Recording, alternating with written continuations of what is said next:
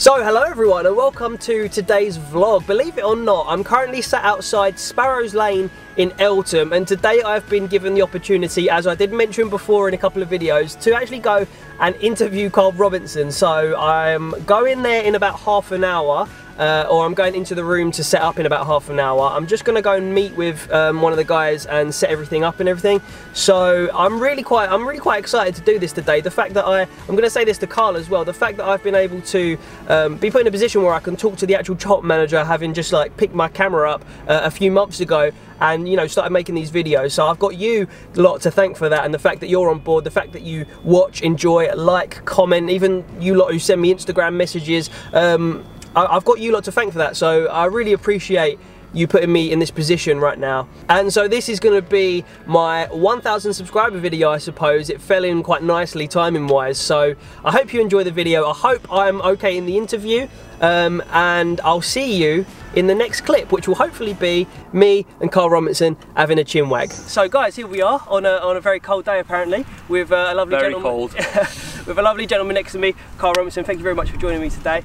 First and foremost, it's really actually quite exciting, a little bit humbling for me to talk to you today, because I've picked up a camera at the beginning of this season, you know, filmed some of the matches over the course of the season, and for that to put me in a position next to you, it's really good for me. So it's my first interview, go easy on me. But I just wanted to talk to you today about some things maybe you don't get asked so much by other media guys, other press guys, and I've got some questions from myself, some questions from the fans, and also some questions from my dad, who's a lifelong Charlton fan. The most important person in your life? The most important person in my life. Except for you, mate. No, I'm joking. No, but believe it or not, Karl, my first bullet point here is you're a Scouser. Discuss. No, I'm not joking. So I've got some Scouse blood in me too. Yeah. My mum's side. I'm on the red side of Liverpool. I'm massively on the red as well. Oh, that's what I was going to ask you. So that's good. There's only one side. Yeah. Growing up in Liverpool then, must have been the 80s, right? Yeah, I'm born in 1980. Yeah. So must have been quite easy to get into football. Back in the day. You had no choice really. I think when you were a kid, football was everything that you associated life with in some ways, and it almost became, the more important than school, but for us on the playground it was always like, as a kid I was Ian Rush always. Ian Rush, always. Yeah. So weird, because when, like, as I got to sort of the age of sort of 13, I was Robbie Fowler, and then all of a sudden he's one of your best mates. You start thinking, I can't really, looking back, I remember my mum told him once and he sort of thought it was quite funny, but yeah, I was always Ian Rush. And then I was a massive Kenny Dalglish fan. Oh, okay. And it's weird as well, because my dad was the same, and I know Kenny's son Paul very well, and I know Kenny really well, and his daughter Kelly as well. So it's weird when we were watching the game, me and my dad once with Preston, we were somewhere away. It was Preston, it was definitely Preston. Right. And Kenny was there, oh Karl, come and have a pint. And so it was like, when my dad went, I can't go. What do you mean you can't go? Yeah. He said, Kenny, come on, we'll go. But it was, yeah, so growing up, I was very lucky to, you're talking in the late 70s, early 80s, mid 80s, even to the late 80s. Liverpool were one of the most successful football clubs in the world, so it was easy to support them. It wasn't hard, like if you're an Everton fan. and so I had a look on Wikipedia as well, some of the clubs you actually played for. Yeah. I can't be honest, I never heard of any of them. No, I was when I was 19, I did my back, and when you come out of football, it's when you can't go back into professional football, you sort of. I was coaching at Liverpool, and Steve Irish said to me one day, listen, I want you to keep playing. I said, well, I can't, I'm back. And he said, well, go and play non-league then, or conference, or whatever it was at the time. And so I would just play on a Saturday, didn't we? So how did you get from there then to then, I think it was Liverpool youth, right, at first? Yeah. How did you go from that non-league to such a high level at such a young age as a manager? No, the football playing side of it, I couldn't do it because my back, so it wasn't as if like that was any sort of motivation behind me being a coach. I was fully focused at 21 on being a coach, and I was coaching some of the best young players. Like when you look at Trent, who's now playing for Liverpool's first team. Yeah. There's a lot of players, Flano, who's now playing the Premier. There's a lot of players that we were working with, and I ended up working with Thomas Hinton. Obviously, people at the club respected me as a coach, and then Paul took me to MK, and then the rest is history really. And then the next one was when Sam kept me at Blackburn. When you're coaching Premier League players at age 27, it's a bit sort of daunting. The first day was the first. You put your coat on there. See how cold it is. Sorry, mate. I feel really bad now. So you've lived up north, you've lived down south. Which do you prefer? No, I can't put my answer now. No, listen, we've stayed down south. So my family and my daughter, she stayed down here. My mum and dad, my brother, and my little sister, they're up north. I miss the family, but the work, the way we work, you don't really have a choice really. But I've loved living in down south. I really do. I really enjoy it. I like being in London. It gives you the flexibility to. It's one of the best cities in the world. And one thing we have a problem in this country is we're very easy to knock ourselves. You only have to walk off the Tower Bridge of an evening and see how stunning it is around here. It's a beautiful place. And they feel at home. Yeah, it is nice. Yeah. But Liverpool is always going to be home. Yeah, I know. But my family's there as well, and my family are more important than any place. So actually that ties in a little bit to my next question. So obviously we know and love you as Karl Robinson, Charlton manager, but I see a lot of interviews of you sort of saying the club's its own entity. It's going to be here forever. We just pass through. Yeah, right?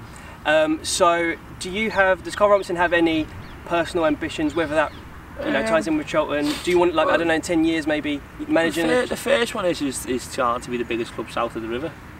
Oh, I'd love that. That's the first objective for me. To me, we are. No, well, we are in relation to attendances and not attendance, sorry, in fan base. League position, right? Yeah, just league position. So I've known Sam for years, and obviously when he was at Palace it was a bit more difficult for me to be critical of his team, but I think the thing for us is that the immediate future is to get out of this league, and then it's to try and be just in the city, the biggest club this side of the river. Do you know what I mean? Because I personally, I know I speak for a lot of fans as well, would love you to be the guy to take us to the Championship, to the Premier League. Lovely to say it out loud. A lot more hard work has to go into it. It's a bit harder than just saying it. but do you have an end game, whether that's with Charlton or without Charlton, like Champions League manager? No, listen, I think I've said in an interview before, I'd love to work abroad. I really, really would. It's always been something that's been really. I had a chance, funny enough, I turned one down before when I was coming here. I had a chance to do something in France, which I said no to. Okay.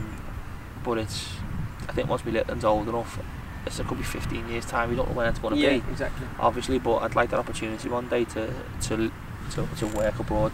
Is there any reason for that? My wife wants a son. No. He's a family man. He's a family man. I just culturally, I'd like to learn a language. I'd like to learn. I need English first, but I'd like to learn another language. So it's just a number of things really that I'm interested. I love football, like yourself. People think, oh well, you're in it. Why do you love it so much? Well, that's why I'm in it. And I've been good at something that has allowed me to sort of sustain where we are. But yeah, I just love the game. I'm forever being a student of the industry that I'm working in. Oh, that's good. So let's talk more about Charlton, I suppose. Now, I'm a bit concerned about Fosu coming off the other day. Are you allowed to give me any update on him? I'm a little bit concerned as well. He's in the he's in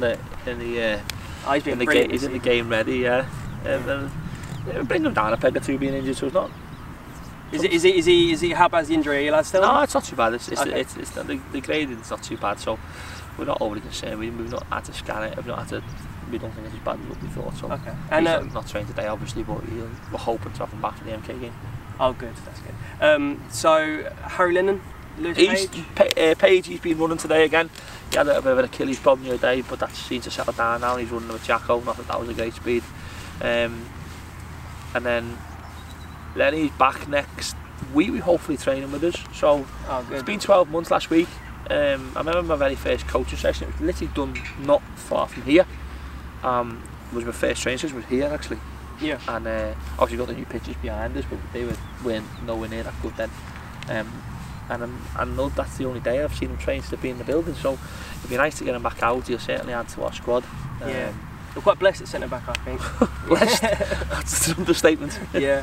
And also going a bit deeper than that, I suppose. I think if you ask a lot of fans, maybe 2-3 years ago, what is, and not just on the pitch, but the whole infrastructure of the club, what is Charlton's philosophy? I think some fans would have struggled to identify with that. And so, how would you summarise? This is a big bugbear of mine. I see it. That's where we get wrong in this country. As I said before, what do you want to go abroad for? Just to learn how they build a football club.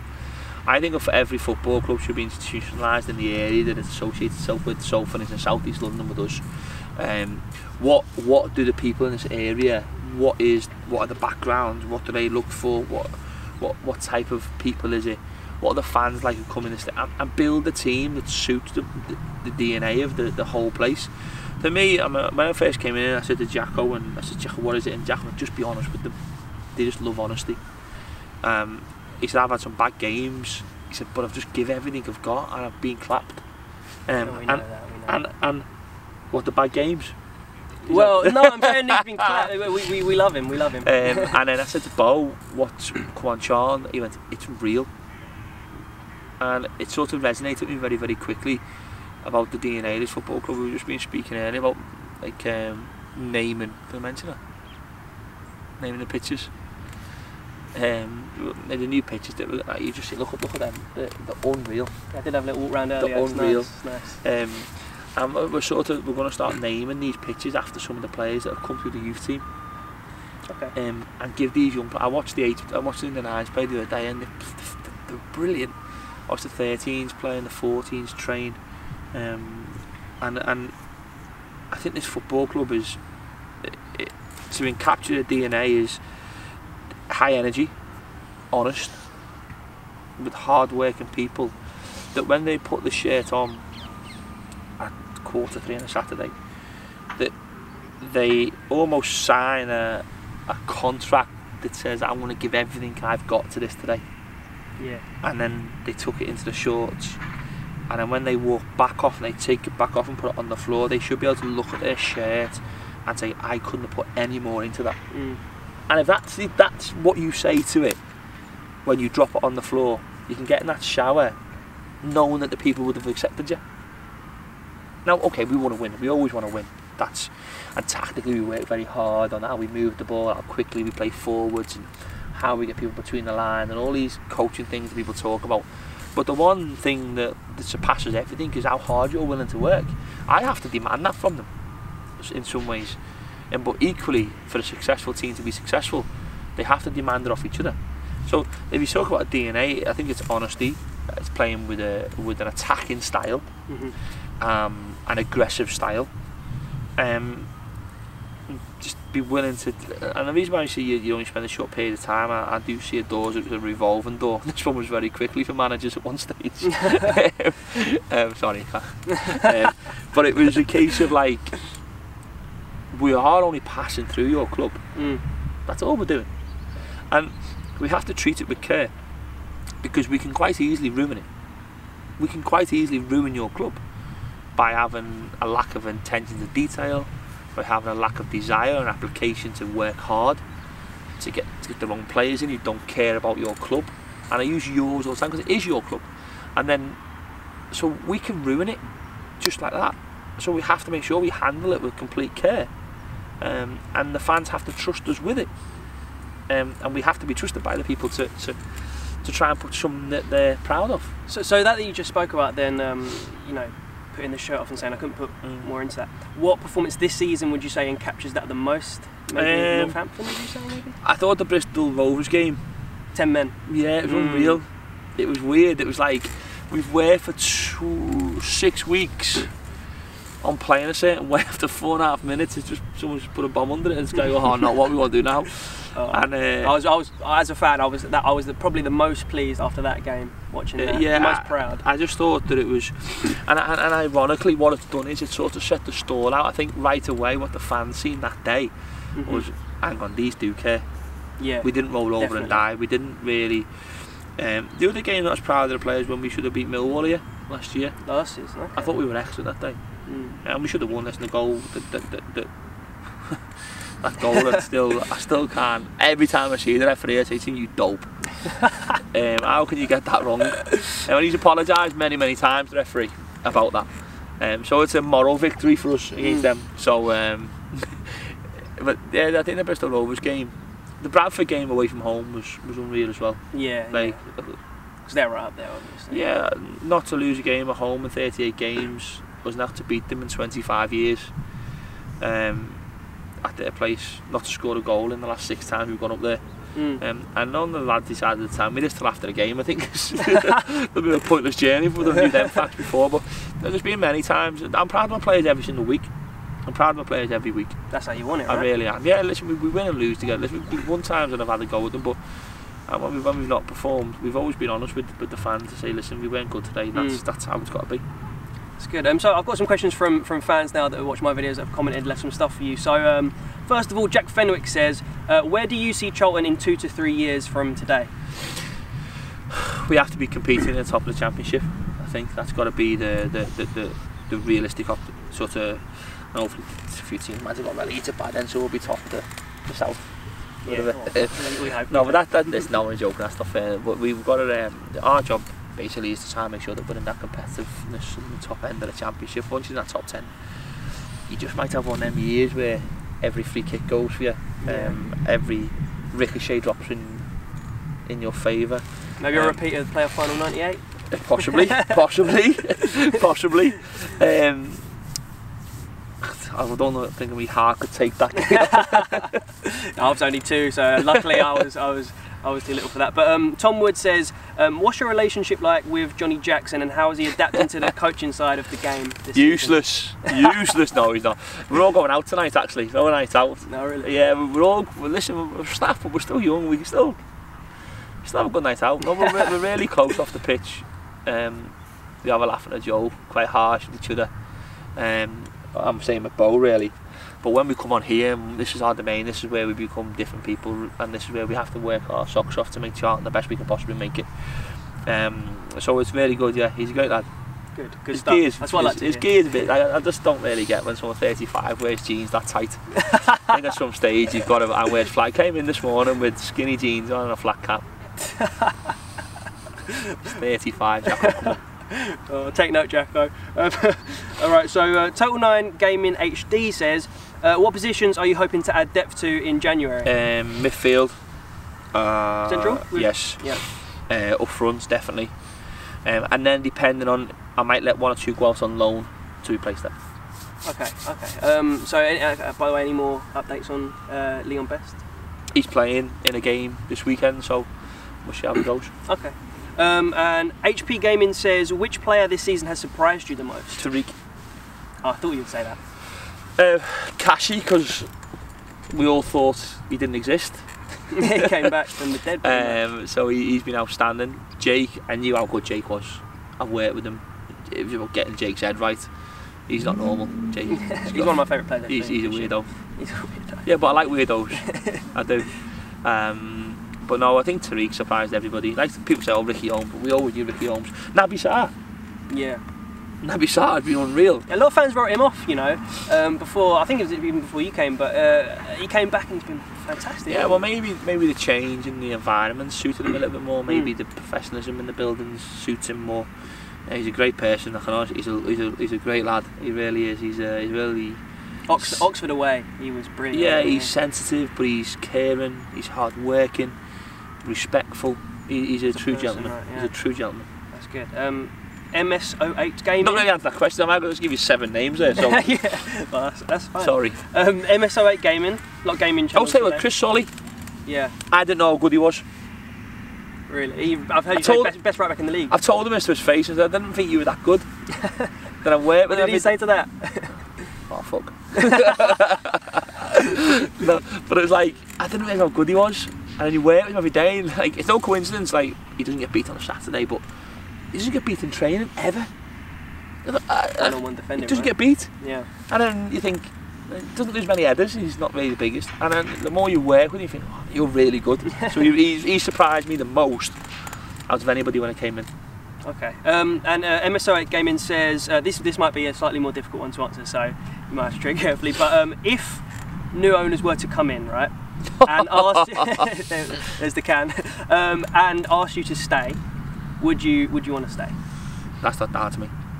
But I don't want to leave here. If hypothetically, if they said my contract's up in 18 months, so that's the way where I work my life.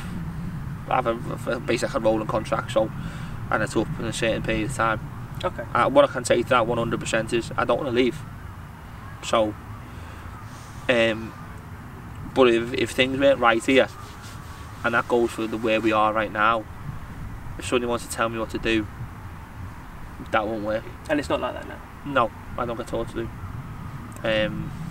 If I don't do well, I'll get sacked. That's as simple as that, really. That should work, right? But then you can't be sacked of somebody else telling you what to do and not achieving. Mm-hmm. And that's always been my remit. So it'll purely be dependent upon like being able to do your job in the way that you feel fit. I'm quite a passionate person, and I treat the football club like I support it, how I'd expect a supporter does, with the same amount of respect. And every time I go into somewhere, I do dedicate my life towards that. At least I did at MK Don. That's why I made no friends with certain teams, because it was all about the club that I worked for at that particular time. Mm-hmm. And I'll never ever forget, you know what I mean? I'll never forget whatever happens in my career and wherever I go and whatever I achieve. This has been one of the best decisions I've made about my career. I can honestly say that hand on heart. Listen, the MK Dons experience was phenomenal, and I loved every second of it. I'd never ever change what I've done there. I found myself very fortunate to be successful in what we did, but as a decision, the ones that I had the opportunity to go to come here, I said this to my wife just the other day. This was one of the best decisions I've made, and I've not regretted 1 second of it. Not 1 second. I've loved every moment of it. That's for a fan to hear. That's please very. No, it's true. It's not. If it didn't, the staff will tell you here. I'm quite straight. I tell you. Yeah. It was shit. It was shit. I get that impression. I do get that impression. So only a couple more questions. So Imperial Clothing asks, the most underrated player you've worked with. I think that's not just a Charlton, but ever. Underrated player. Maybe if somebody goes unnoticed. Sort of, maybe like you were saying about Solly. Souls, or like a Cashy type. Them types of players are sort of, they're very unassuming. They just get about the business. They come in, they go home, don't score all the time, just do the job. Cashy just goes about his business in an unbelievable manner. But probably Souls, really, yeah. Souls. Okay, and this is my favourite question, Carl. Paul St Davis asks, do you watch Jamie's matchday vlogs, and if not, why not? Because I didn't know anything about them, but now I do know. Now I do. Right, my daughter is a massive YouTube fan. Right, gotta get her to subscribe, mate. And I'll get her to subscribe when I get home. So, right, Jasmine, you will be subscribing. Listen, thank you very much for talking to me today. I just want to finish off by Dad's saying, questions. Oh yeah, actually, do you know what? It's been this Dad. I've been with Dad. It's a good job, you're a good job I said that at the beginning. He said which stadium. I can't even remember his question. No. He said which stand would you sit in if you were a fan? Which stand would you go to? Probably where the noises are covered then, probably. North Upper. Yeah. I don't know why it's at the back, but if that was behind the goal, and we were like having a right go at the opposition goalie. Yeah. That'd be. I stand in the cop. Atmosphere. Right? Yeah, I used to stand in the cop. I was there for the cops last standings, Norwich, as a young boy, and I always stood behind the goal as a fan. If I was going to watch other clubs play, it'd obviously be right in the halfway line. But I would definitely sit in the cover. And if I could bring that noise down, so right behind the goalie, so we could get it from the whole game. Because I moved the fans once with MK. They used to sit behind the goal, and I moved them to the corner because I didn't want anyone having a go at my goalkeeper. Yeah. That's a fan's job anyway, isn't it? To slaughter the opposition when they come and have a go at them and tell them how rubbish they are.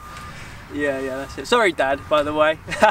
Doesn't love you no more. No, he only texted me 10 minutes before the game, didn't he? So before the interview. He's flustered as well. Now he's gone. He's gone. Before the interview. That's the best question. Playing the game. Yeah, that was the best question probably. But no, listen. Thank you very much for joining me today. I just wanted to say, well, when you first signed as Charlton manager, and I started listening to more and more of your interviews, and I just realised how you wanted to understand and care about the club, and I thought, you know what, we haven't had this for quite a while. Probably since Slade, no I'm joking, since Powell, I would probably say. So I thought to myself, I'd like to just meet this man, shake his hand and say thank you for reigniting that fire and making Charlton really, really enjoyable to watch again and taking us from a bit of a down place. Listen, I think from the offset it was always going to be a difficult challenge, obviously, with the controversial sort of existence of what was going on. At no stage was I ever going to get carried away in politics. I'm not a politician, and I'm not a fan. I couldn't come to you and say I'm a fan of Charlton Athletic. I didn't know much about it, and I just wanted to be judged upon, and I want to judge people, whether that be the people who employ me whether that be the people who are sitting into you, whether that be the people who try to make happy on a Saturday. I just want to judge everybody as I found them, and that's how I was brought up. That it's how you treat somebody and how they treat you is how. I'm big into in humility, and how you conduct yourself and how other people conduct themselves with you. And when I walked in the building, I just wanted to make the place real again. Listen, you only have to come to this place, and obviously you're a fan, and it is a phenomenal place. And the people that have graced these pitches and the managers that have had the opportunity to manage this great club, we are a little bit behind the times. We are a little bit behind where we should be. But every great club's got to start somewhere once again, and every great club goes through difficult moments, and every great club goes through turbulent times, and every great club has all these different issues with owners, and whether it be Man United or whatever it may be, and there's so many different facets of the industry that are out of our control. But the one constant, which I've said from the word go, is the people that come and support us on a weekly basis, and at the moment it seems every other day with the games. But I just want to make sure people go home happy, and people are proud that they can wear the shirt with a bit of pride, or merchandising with a bit of pride, and I think more and more, I think we need to get it out there more nationally that how well people are doing here, and that's nothing to do with me. I don't want to be seen. It's about the players and the fans. That unified connection between the terraces and the grass to the terraces, once you find that that's an unbreakable bond, they play with freedom and an expression that is unrivaled to anybody else, and then the fans sing louder than anybody else, and this connection, it means it's far greater than any manager.